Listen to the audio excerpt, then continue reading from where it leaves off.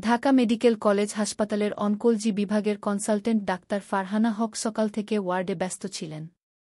রোগীদের ভিজিট শেষ করে দুপুরের দিকে তিনি কিছুক্ষণ বিশ্রাম নিতে চাইলেন। এমন সময় ইন্টার্ন ডাক্তার সালেহা এসে তাকে জানালেন, আজ মেহজাবিন আপার রিপোর্ট এসেছে। ডাক্তার ফারহানা নীরবে মাথা নাড়লেন। জানতেন এই রিপোর্টটি সহজ হবে না। মেহজাবিন, বয়স ৩৮ মাত্র। একজন স্কুল শিক্ষিকা, হাসিখুশি, প্রাণবন্ত একজন মানুষ। ৩ মাস আগে থেকেই অনিয়মিত রক্তপাত নিয়ে হাসপাতালে এসেছিলেন। পরীক্ষা নিরীক্ষার পর সন্দেহ হয়েছিল সার্ভিক্যাল ক্যান্সারের দিকে। বায়োপসি করা হয়, সিটি স্ক্যান, এমআরআই, সব প্রক্রিয়া শেষ করে আজ চূড়ান্ত রিপোর্ট এসেছে। রিপোর্ট হাতে নিয়ে ডাক্তার ফারহানা কিছুক্ষণ নীরবে বসে থাকলেন। স্টেজ এভ, মেটাস্টেটিক সার্ভিক্যাল কার্সিনোমা, অর্থাৎ ক্যান্সার শরীরের বিভিন্ন অংশে ছড়িয়ে পড়েছে। সারানো সম্ভব নয়, কেবল প্যালিয়েটিভ কেয়ার দেওয়া যাবে। কিভাবে বলবেন কথা? ৩ সপ্তাহ আগে ফলোআপে দেখা হলে মেহজাবিন হেসে বলেছিলেন, ডাক্তার আপা, আমি জানি কিছু একটা আছে, কিন্তু আশা করি এমন কিছু নয় যাতে স্কুলে যেতে না পারি। আমার ক্লাস 7-এর ছেলেমেয়েগুলো আমাকে ছাড়া একদমই চলতে পারে না। মেহজাবিনের সেই হাসিমুখটা আজও ভেসে ওঠে।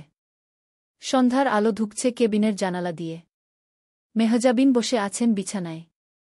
পাশে তার ছোট ভাই সানজিদ, একজন ব্যাংক কর্মকর্তা। ডাক্তার ফারহানা কেবিনে ঢুকতেই মেহজাবিন উচ্ছ্বসিতভাবে বললেন, আপা, রিপোর্ট নিয়ে এসেছেন? বলেন, কবে অপারেশন হবে? এক মুহূর্ত ডাক্তার ফারহানার মুখে হাসি আসে, তারপর আবার কঠিন বাস্তবতা চোখে পড়ে। তিনি ধীরে ধীরে চেয়ারে বসেন। ডাক্তার ফারহানা বলেন, আপনি অনেক সাহসী একজন মানুষ, মেহজাবিন আপা। আমি যদি কিছু বলি মন খারাপ করবেন না তো? মেহজাবিন হাসি মুখেই বলেন, ডাক্তার ফারহানা, আমি মানসিকভাবে তৈরি সবকিছুর জন্য। ডাক্তার ফারহানা মৃদু গলায়, রিপোর্টে দেখছি ক্যান্সারটা এখন শরীরের অন্য জায়গাতেও ছড়িয়ে পড়েছে। এই অবস্থায় অপারেশন বা সম্পূর্ণ নিরাময়ের সুযোগ আর নেই। মেহজাবিন হাসি ফিকে হয়ে আসে, মানে পুরোপুরি ঠিক হবার সম্ভাবনা নেই।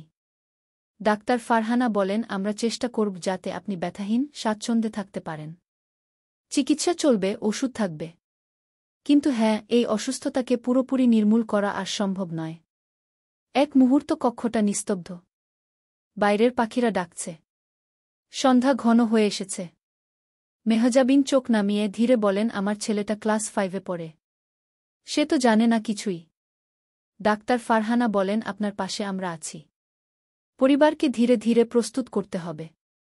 ছেলেকে এখনই সব বলা যাবে না, কিন্তু তাকে ভালোবাসা দিয়ে ঘিরে রাখতে হবে।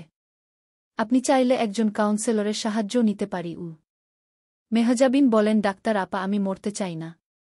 আমার বাচ্চা, আমার ছাত্রছাত্রীরা, আমার অসমাপ্ত গল্পগুলো। ডাক্তার ফারহানা হাত ধরে বলেন, আপনি এখনও বেঁচে আছেন এবং জীবনের প্রতিটি মুহূর্ত মূল্যবান। আমরা সেই সময়টুকু সুন্দরভাবে কাটাতে চাই। চিকিৎসা বন্ধ নয়। আমরা একসাথে থাকব। 2 মাস পর। মেহজাবিন এখন একটি প্যালিয়েটিভ কেয়ার সেন্টারে আছেন। মাঝে মাঝে ব্যথা বাড়ে, মাঝে মাঝে অস্থিরতা হয়। কিন্তু তার পাশে আছেন পরিবার, সহকর্মী, আর সেই ডাক্তার, যিনি কঠিন সত্যটা বলতে গিয়ে কান্না চেপে রেখেছিলেন। ডাক্তার ফারহানা নিয়মিত যান তাকে দেখতে। একদিন বিদায়ের সময় মেহজাবিন বললেন, আপা, আপনি যদি মিথ্যে বলতেন হয়তো আমি প্রস্তুত হতাম না। আপনি আমাকে ভয় না পাইয়ে সত্যিটা বলেছিলেন, আমি কৃতজ্ঞ। ব্রেকিং ব্যাড নিউজ কি কেবল তথ্য দেওয়া নয়, এটি এক ধরনের শিল্প। তাতে থাকতে হয় সহানুভূতি, সময়জ্ঞান ও ভালোবাসা।